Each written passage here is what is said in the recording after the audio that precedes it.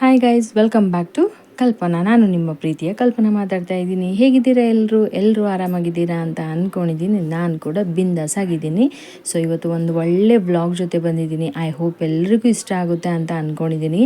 So ಇಷ್ಟ ಆಗಿರೋರು please like ಮಾಡಿ, ಸಬ್ಸ್ಕ್ರೈಬ್ ಮಾಡಿ, ಶೇರ್ ಮಾಡಿ, ಕಾಮೆಂಟ್ ಮಾಡಿ. ನಿಮ್ಗೆ ಯಾವ ಥರದಲ್ಲಿ ವೀಡಿಯೋಸ್ ಬೇಕು ಅಂತ ಕೂಡ ಕಾಮೆಂಟ್ ಮಾಡಿ.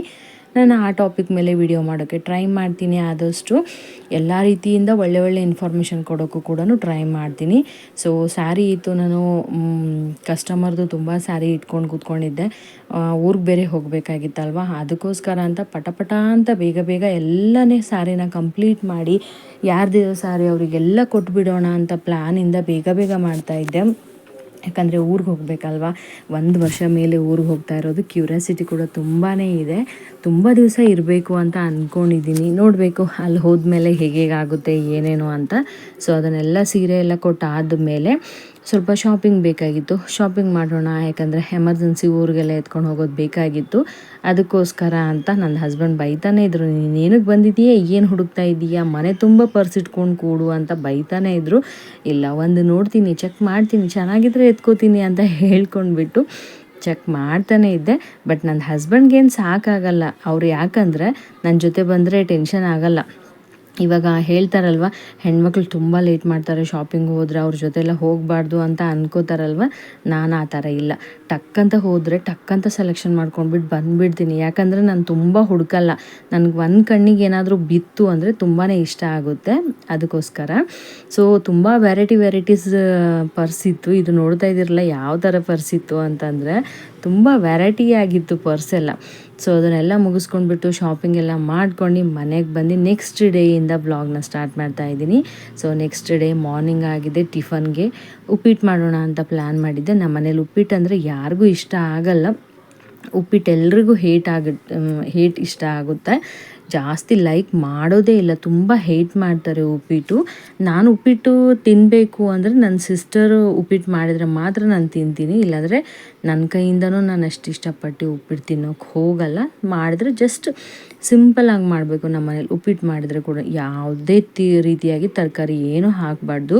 ಸೊ ಇದು ಬಂದುಬಿಟ್ಟು 23ದು ವ್ಲಾಗ್ ಆಗಿರುತ್ತೆ. ಯಾಕಂದರೆ 23 ತಮಿಳ್ನಾಡಲ್ಲಿ ಎಲೆಕ್ಷನ್ ಇದೆ. ಸೊ ಎಲೆಕ್ಷನ್ ನಾವು ಇಲ್ಲಿ ಮದುವೆ ಆದಾಗಿಂದ ನನ್ನ ಮುಂಚೆ ಹಸ್ಬೆಂಡು ಡ್ಯೂಟಿಗೆ ಇಲ್ಲೇ ಸೇರಿದ್ದು. ಅದಕ್ಕೋಸ್ಕರ ಅಂತ ಆವಾಗಿಂದನೂ ನಮಗಿಲ್ಲೇ ಓಟ್ ಇರೋದು. ಸೊ ನಾವು ಮದುವೆ ಆಗಿ ಬಂದಮೇಲೆ ಕೂಡ ಓಟ್ ಇಲ್ಲೇ ಇರೋದು. ಅದಕ್ಕೋಸ್ಕರ ಅಂತ ನಾವು ಇಲ್ಲೇ ಓಟ್ ಹಾಕ್ತೀವಿ. ಯಾವಾಗಲೂ ಒಂದು ಕಡೆ ತಾನೇ ಇರಬೇಕಲ್ವ ಓಟು. ನಮಗೆ ಕರ್ನಾಟಕದಲ್ಲಿಲ್ಲ, ತಮಿಳ್ನಾಡಲ್ಲಿದೆ.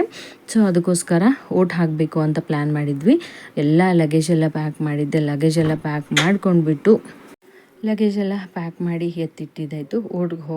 ಓಟ್ ಹಾಕ್ಬಿಟ್ಟು ಬಂದುಬಿಟ್ಟು ಕೆಲಸ ಮಾಡ್ಕೊಳ್ಳೋಣ ಅಂತ ಹಸ್ಬೆಂಡ್ ಹೇಳಿದ್ರು. ನೋಡಿ, ಹಸ್ಬೆಂಡ್ ಮುಂದೆ ಹೋಗ್ತಾರೆ, ನಾನು ಹಿಂದೆ ವ್ಲಾಗ್ನ ಮಾಡ್ಕೊಂಡು ಹೋಗ್ತೀನಿ. ಯಾಕಂದರೆ ಓಟ್ ಹಾಕೋದೆಲ್ಲ ತೋರ್ಸೋಕ್ಕಾಗಲ್ವಲ್ಲ. ಇದು ಗೌರ್ಮೆಂಟ್ ಸ್ಕೂಲಲ್ಲಿ ಇರೋದು. ಸೊ ಓಟ್ ಹಾಕೋಣ ಅಂತ ಹೋದ್ವಿ.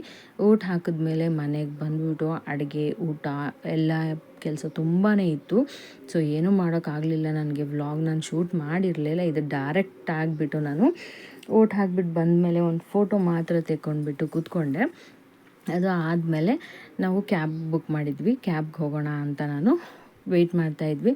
ಸೊ ಹಸ್ಬೆಂಡ್ ನಮಗೆ ಬೈಕಲ್ಲಿ ಲಗೇಜ್ ಜಾಸ್ತಿ ಇದೆ ಅಲ್ವಾ, ಬಸ್ಸಲ್ಲೆಲ್ಲ ಬರೋಕ್ಕಾಗಲ್ಲ ಅಂತ ಹೇಳಿ ಹಸ್ಬೆಂಡು ಬಂದು ನಮಗೆ ಅಲ್ಲಿ ಬಂದು ಸ್ಟಾಪ್ ಮಾಡಿಸಿದ್ರು.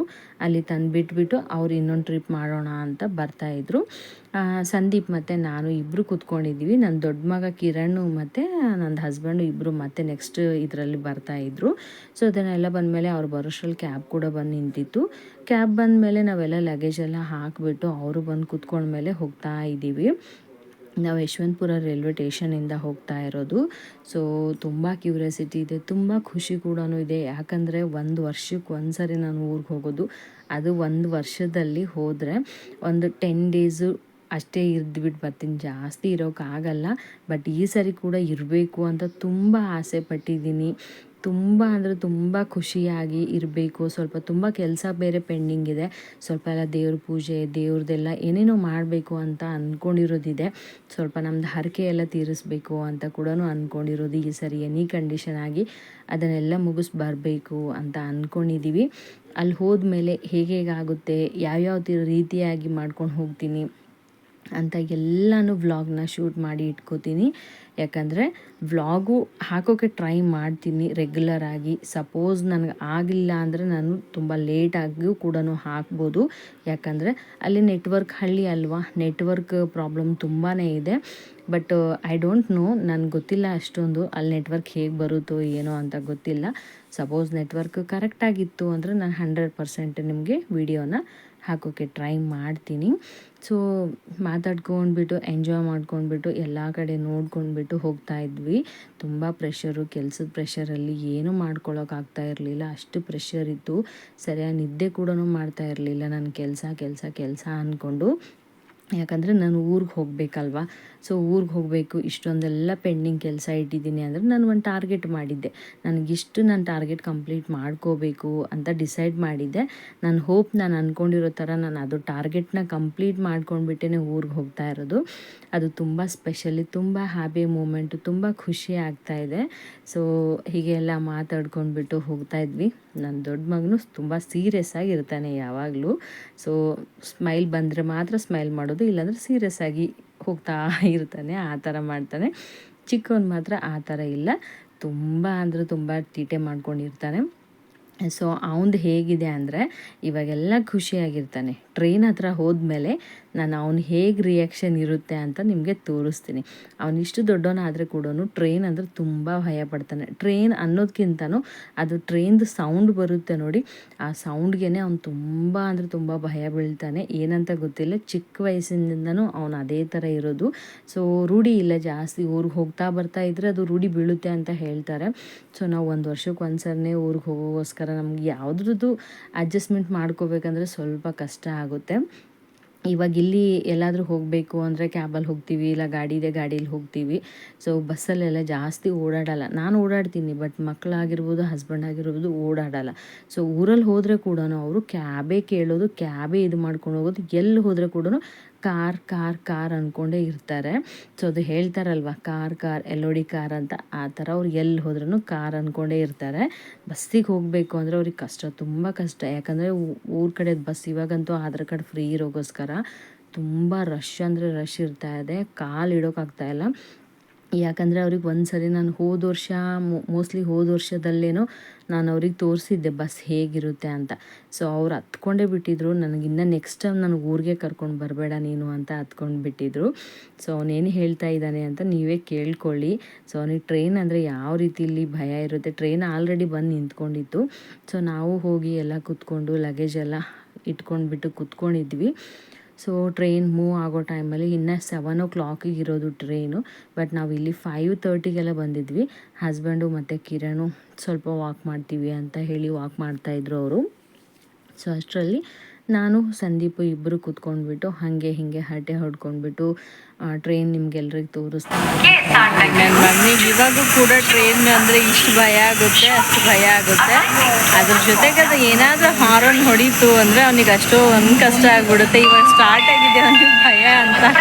ಯಾಕಂದರೆ ವರ್ಷಕ್ಕೆ ಒಂದ್ಸರಿ ಹೋಗೋದಲ್ವ, ಅದಕ್ಕೋಸ್ಕರ ಸ್ವಲ್ಪ ರೂಢಿ ಇಲ್ಲದ ಥರ ಆಗಿದೆ ಅವರಿಗೆಲ್ಲ. ಹೇಗೆ ಅನ್ನಿಸ್ತಾ ಇದೆ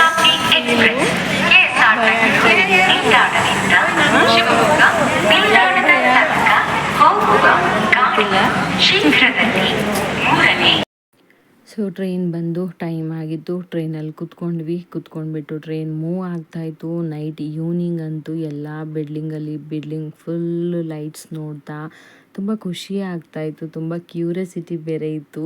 ತುಂಬ ಅಂದರೆ ತುಂಬ ಯಾವಾಗ ರೀಚ್ ಆಗ್ತೀವಿ ಅಂತ ತುಂಬಾ ತುಂಬ ಎಕ್ಸೈಟೆಡ್ ಆಗಿದ್ವಿ ಎಲ್ಲರೂ.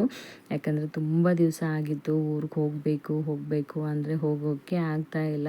ಯಾಕಂದರೆ ಹಸ್ಬೆಂಡು ಡ್ಯೂಟಿ ಇರುತ್ತೆ, ಮಕ್ಕಳು ಸ್ಕೂಲ್ ಇರುತ್ತೆ, ಯಾವಾಗೂ ಹೋಗೋಕ್ಕಾಗಲ್ಲ. ಹೋಗ್ಬೋದು ಸೆಂಟ್ರಲ್ಲಿ, ಬಟ್ ನಾವೆಲ್ಲೂ ಹೋಗೋದಿಲ್ಲ ಜಾಸ್ತಿ. ಯಾಕಂದರೆ ಮನೇಲಿ ಇರುತ್ತಲ್ವ. ಸೊ ಮಕ್ಳಿಗೆ ಬಿಟ್ಟು ಅಮ್ಮ ಅಪ್ಪ ಇರೋಕ್ಕಾಗಲ್ಲ, ಈ ಥರ ಎಲ್ಲ ಇರುತ್ತಲ್ವ. ಸೊ ಅದಕ್ಕೋಸ್ಕರ ಅಂತ ನಾವು ಜಾಸ್ತಿ ಎಲ್ಲೂ ಹೋಗಲ್ಲ. ಹೋದ್ರೂ 4 ಮೆಂಬರ್ ಹೋಗ್ತೀವಿ, ಮತ್ತು ತಿರುಗು 4 ಮೆಂಬರ್ ಬರ್ತೀವಿ. ಸೊ ಟ್ರೈನಲ್ಲೆಲ್ಲ ಆದಮೇಲೆ ಊಟ ಎಲ್ಲ ಮಾಡಿ ಒಂದು ನಿದ್ದೆ ಹೊಡೆದ್ಬಿಟ್ಟು ಇದು ಅರ್ಲಿ ಮಾರ್ನಿಂಗ್ ಸ್ಟಾರ್ಟ್ ಆಗಿರೋದು. ಸೊ ಮಾರ್ನಿಂಗು ಹತ್ರ ಬೀದರ್ ಹತ್ರ ಬಂದಮೇಲೆ ಈ ಥರ ಶೂಟನ್ನು ಮಾಡ್ಕೊಂಡಿರೋದು. ನನ್ನ ಮಗ ವಿಂಡೋಲಿ ಹಾಕಿ ಮಾಡಿರೋದು. ಸೊ ತುಂಬ ನಿಮಗೆ ತೋರಿಸ್ಬೇಕು ಅಂತ ಎಲ್ಲ ಅಂದ್ಕೊಂಡ್ಬಿಟ್ಟು ಮಾಡಿ ತುಂಬ ಹ್ಯಾಪಿಯಾಗಿದ್ನು ಅವನು. ಮಕ್ಕಳು ಖುಷಿ ನೋಡೋಕ್ಕೆ ಒಂಥರ ತುಂಬ ಹ್ಯಾಪಿ ಆಗ್ತಾಯಿತ್ತು ನನಗೂ ಕೂಡ. ಸೊ ಅದನ್ನೆಲ್ಲ ಮುಗಿಸಿದಾದ್ಮೇಲೆ ಟ್ರೈನ್ ಇಳ್ಕೊಂಡ್ಬಿಟ್ವಿ. ಬೀದರ್ ಬಸ್ ಸ್ಟಾಪ್ ಇದು, ಬೀದರ್ ರೈಲ್ವೆ ಸ್ಟೇಷನ್ ಇದು, ಸಾರಿ ಬಸ್ ಸ್ಟಾಪ್ ಅಂತ ಇದ್ದೀನಿ, ರೈಲ್ವೆ ಸ್ಟೇಷನ್ನು. ಸೊ ಬಂದು ಇಳಿದ್ವಿ. ನಾನು ಬರೋಷ್ಟರಲ್ಲಿ ನನ್ನ ಅಕ್ಕ, ಭಾವ, ನನ್ನ ಅಕ್ಕನ ಮಗಳು 3 ಜನ ಬಂದು ನಿಂತ್ಕೊಂಡಿದ್ರು. ಅವ್ರು ಕಾಲಲ್ಲಿ ಮಾತಾಡ್ತಾನೇ ಇದ್ರು, ಎಲ್ಲಿದ್ದೀರಾ, ಎಲ್ಲಿ ಇಳಿತಿದ್ದೀರಾ, ಎಲ್ಲಿ ಬರ್ತಾ ಇದ್ದೀರಾ ಅಂತ. ಸೊ ನಮ್ಮ ಅಪ್ಪನ ಮನೆ ಕಡೆಯಲ್ಲಿ ಮೋಲ್ಡ್ ಹಾಕ್ತಾಯಿದ್ರು, ಮನೆ ಕಟ್ತಾ ಇದ್ದಾರೆ, ಮೋಲ್ಡ್ ಹಾಕ್ತಾಯಿದ್ರು. ಸೊ ಅದಕ್ಕೋಸ್ಕರ ಅವ್ರು ಅಲ್ಲಿ ಹೋಗಿದ್ರು. ಮತ್ತು ನಾವು ಬರ್ತಾ ಇದ್ದೀವಿ ಅನ್ನೋಗೋಸ್ಕರ ಅದೇ ದಾರಿಯಲ್ಲಿ ಅವರು ಹೋಗ್ತಾರಲ್ವ, ಸರಿ ಭೇಟಿ ಮಾಡಿಬಿಟ್ಟು ಹೋಗೋಣ. ನನ್ನ ತಂಗಿ ವರ್ಷ ಆದಮೇಲೆ ಬಂದಿದ್ದಾಳೆ ಅಂತ ಮೀಟ್ ಮಾಡೋಕ್ಕೋಸ್ಕರ ರೈಲ್ವೆ ಸ್ಟೇಷನ್ಗೆ ಬಂದಿದ್ದರು. ಸೊ ಅದನ್ನೆಲ್ಲ ನೋಡ್ಕೊಂಡ್ಬಿಟ್ಟು ತುಂಬ ಜನ ಇಳಿದ ತಕ್ಷಣ ಹೋಗೋಕ್ಕಾಗಲ್ಲ, ಯಾಕಂದರೆ ಜನ ಜಾಸ್ತಿ, ನಾನು ಮುಂದೆ ನೀನು ಮುಂದೆ ಅಂತ ಹೋಗಬೇಕು ಅಂತಾರೆ. ಸೊ ನಮ್ಮ ಲಗೇಜ್ ಜಾಸ್ತಿ ಇತ್ತು. ನಮ್ಮ ಭಾವ ಬರ್ತೀವಿ ವೆಯ್ಟ್ ಮಾಡಿ ಅಲ್ಲೇ ಅಂತ ಹೇಳ್ತಾಯಿದ್ರು. ಅದಕ್ಕೋಸ್ಕರ ಅಂತ ನಾವು ಇಲ್ಲೇ ನಿಂತ್ಕೊಂಡ್ಬಿಟ್ಟು ವೆಯ್ಟ್ ಮಾಡ್ತಾ ಇದ್ವಿ. ಇಷ್ಟು ಜನರ ಮಧ್ಯದಲ್ಲಿ ಅವ್ರು ಎಲ್ಲಿದ್ದಾರೆ ಏನು ಅಂತ ಹುಡುಕ್ತಾನೇ ಇದ್ದೀವಿ. ಸೊ ನೋಡ್ತಾನೇ ಇದ್ದೀವಿ. ನೋಡ್ತಾ ಅವ್ರು ಬಂದೇ ಬಿಟ್ಟರು. ಸೊ ಬಂದು ಆದಮೇಲೆ ನಾವು ಮನೆ ಹತ್ರನೂ ಹೋಗೋಕ್ಕಾಗಲಿಲ್ಲ, ಯಾಕಂದರೆ ಡೈರೆಕ್ಟಾಗಿ ತುಂಬ ಹೊಟ್ಟೆ ಹಸಿತಾಯಿತ್ತು. 9:30 ಮೇಲಾಗಿತ್ತು ಫುಲ್ಲು. ಲಗೇಜ್ ಬೇರೆ ಜಾಸ್ತಿ, ತುಂಬ ಟಯರ್ಡ್ ಥರ ಫೀಲ್ ಆಗಿತ್ತು. ಅದಕ್ಕೋಸ್ಕರ ಅಂತ ಹೇಳಿ, ಸೊ ಅದಕ್ಕೋಸ್ಕರ ತುಂಬಾ ರಶ್ ಬೇರೆ ಇತ್ತಲ್ವ, ತುಂಬ ಇದು ಮಾಡ್ತಾಯಿದ್ವಿ. ಹೋಗಿ ಹಾಗೆ ಎಲ್ಲ ಟಿಫನ್ ಎಲ್ಲ ತಿಂದ್ಕೊಂಡ್ವಿ. ಬೆಳಗ್ಗೆ ಟಿಫನ್ ತಿಂದು ಸ್ವಲ್ಪ ಹೊತ್ತು ಕೂತ್ಕೊಂಡು ಎಲ್ಲರೂ ಮಾತಾಡಿಬಿಟ್ಟು ಅವರು ಮತ್ತು ಅವ್ರು ಆ ಕಡೆ ಹೋದರು. ನಾವು ಅತ್ತೆ ಮಾವನ ಮನೆ ಕಡೆ ಹೋಗೋಣ ಅಂತ ಹೇಳಿಕೊಂಡು, ಸೊ ಅತ್ತೆ ಮಾವನ ಮನೆಗೆ ಹೋಗಬೇಕು ಅಂತ ಒಂದು ಆಟೋವನ್ನು ಮಾಡ್ಕೊಂಡ್ಬಿಟ್ಟು, ನಮ್ಮ ಮನೇಲಿ ಸಂದೀಪ್ ಕಿರಣ್ ಇಬ್ಬರು ಕ್ಯಾಬ್ ಮಾಡಿ ಇವಾಗ ಬೀದರಲ್ಲೆಲ್ಲ ಎಲ್ಲಿ ಕ್ಯಾಬ್ ಸಿಗುತ್ತೆ, ಎಲ್ಲೂ ಸಿಗಲ್ಲ. ಕ್ಯಾಬ್ ಎಲ್ಲ ಮಾಡಿದರೆ ಓನಾಗಿ ಆಟೋ ಥರ ಏನಾದರೂ ಇರುತ್ತಲ್ವ, ಆ ಥರನ ಮಾಡ್ಕೋಬೇಕು. ಇಲ್ಲಾಂದರೆ ಯಾರ್ದಾದ್ರೂ ಕಾರ್ ಇತ್ತು ಅಂದರೆ ಕಾರ್ ಹೇಳಬೇಕು. ಸೊ ನನ್ನ ಬ್ರದರ್ ನಾನು ಬರ್ತೀನಿ ಅಂತ ಹೇಳಿದರು, ಬಟ್ ಬೇಡ, ತುಂಬ ಕಷ್ಟ ಆಗುತ್ತೆ, ಬೇಡ ಬಿಡು ನಾವು ಹೋಗ್ತೀವಿ ಅಂತ ಹೇಳಿದ್ವಿ. ಸೊ ಹಾಗೆ ಮ್ಯಾನೇಜ್ ಮಾಡ್ಕೊಂಡ್ಬಿಟ್ಟು ಹೋದ್ವಿ. ಹೋಗೋಷ್ಟ್ರಲ್ಲಿ ನನ್ನ ಮೈದನ್ನ ಆಟೋ ಕಳಿಸಿದ್ರು.